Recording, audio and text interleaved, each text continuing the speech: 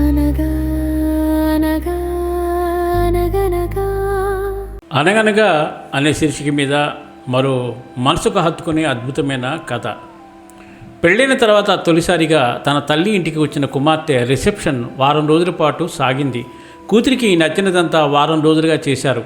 అత్తగారి ఇంటికి తిరిగి వెళుతుండగా తండ్రి ఆమెకు చాలా సువాసన గల అగరబత్తిని ఇచ్చి, అమ్మా, మీ అత్తమామల ఇంట్లో పూజ చేసేటప్పుడు ఈ ధూపం వేయాలి అన్నాడు. అందుకు ఆమె తల్లి మెల్లగా, కూతురు మొదటిసారి అత్తమామల ఇంటికి వెళుతోంది, ఈ సమయంలో ఎవరైనా అమ్మాయికి అగరబత్తీలు ఇస్తారా అంది.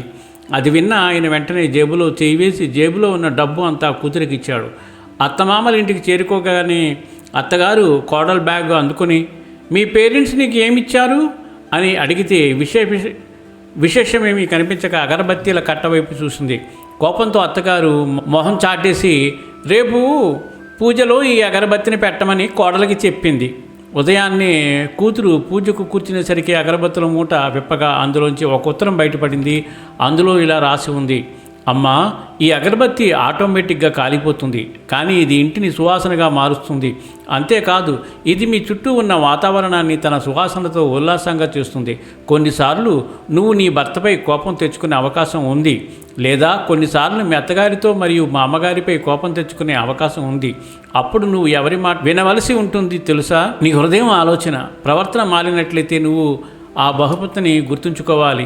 అగరబత్తీలను కావాలని కాల్చిన, పూజలో కాల్చిన, పడక గదిలో కాల్చిన అది సువాసననే ఇస్తుంది. అలాగే నువ్వు స్వయం చాలకంగా తట్టుకుని నీ ప్రవర్తన మరియు చర్యల ద్వారా అందరినీ సువాసనభరితంగా ఉల్లాసంగా ఉంచాలి తప్ప గొడవలు పడకూడదు అని తండ్రి చేతి వ్రాతతో ఉంది ఆ లెటర్లో. ఈ ఉత్తరం చదివిన కూతురు ఏడవడం మొదలుపెట్టింది.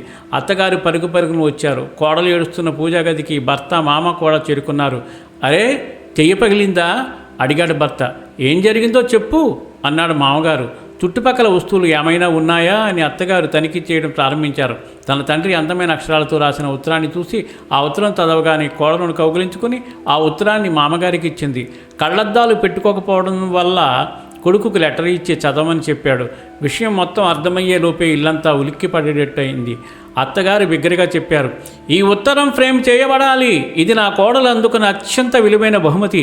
ఇది పూజామందిరం వైపు ఫ్రేమ్ చేయబడి ఉండాలి అని. ఆపై ఎప్పుడూ ఆ ఫ్రేమ్ తన ముత్యాల్లాంటి రాసిన మాటలతో ఇంటిని, చుట్టుపక్కల వాతావరణాన్ని దాని అర్థంతో పరిమళింపజేస్తూనే ఉంది. మన కుమార్తెలు 2 వంశాలను పరిమళింప చేయాలి. పుట్టినింటికి, అత్తగారింటికి పేరు తేవాలి. అలా పేరు తెచ్చే శ్రీమూర్తులకు వందనం. సర్వేజన సుఖినో భవంతు, లోకా సమస్త సుఖినో భవంతు. ధన్యవాదాలు. స్వస్తి.